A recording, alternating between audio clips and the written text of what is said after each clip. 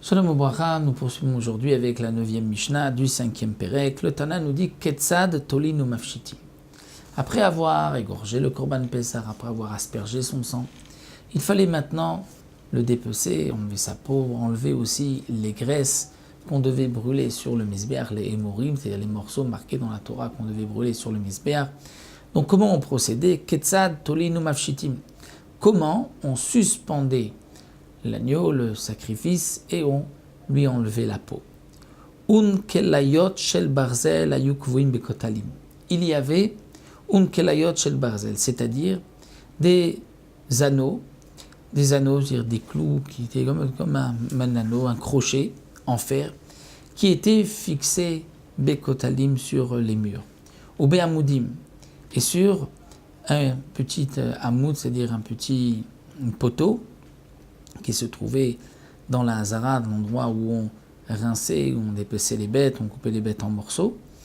Chez Bahem Tolinu Mafshitim, c'était sur ces crochets qu'on suspendait la bête et qu'on lui enlevait sa peau. S'il n'y avait pas de place pour tout le monde, qu'un n'avait pas d'endroit où suspendre son korban et lui enlever la peau, alors Maklot Dakim Chalakim Ayusham, il y avait aussi des morceaux de bois, des perches, dakim, fines, chalakim, on avait enlevé l'écorce, elles étaient lisses, qui se trouvaient là-bas. Donc il suffisait de prendre une perche, un morceau de bois, mettre d'une épaule sur son épaule, l'épaule de son ami, et de suspendre la bête, et d'ainsi d'enlever sa peau. Rablezer Omer, Rablezer dit Arba Sashchaliot Beshabbat, lorsque le 14 Nissan tombait un Shabbat, et que il fallait aussi enlever la peau du Korban Pessah pour brûler les Emorim, ça on avait le droit pendant Shabbat. Alors pour Ablezer, on ne pouvait pas le Shabbat utiliser ces perches, ces morceaux de bois. Les Chachamim ne sont pas d'accord.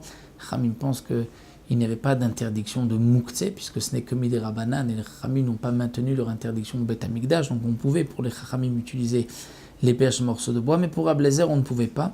Donc, il mettait sa main il posait la main sur l'épaule de son ami, et son ami posait la main sur son épaule à lui, donc l'épaule, bras tendu l'un l'autre, c'était là-bas qu'on accrochait, on suspendait le Korban Pessah ou Mafshit et on lui enlevait la peau. Donc, puisque le Shabbat pour Ablezer, on ne pouvait pas utiliser ces morceaux de bois. Donc il nous reste la dernière Mishnah pour savoir ensuite comment on va brûler les Emorim, les morceaux de graisse. Ça nous le verrons, Bezrat Hashem, la prochaine fois.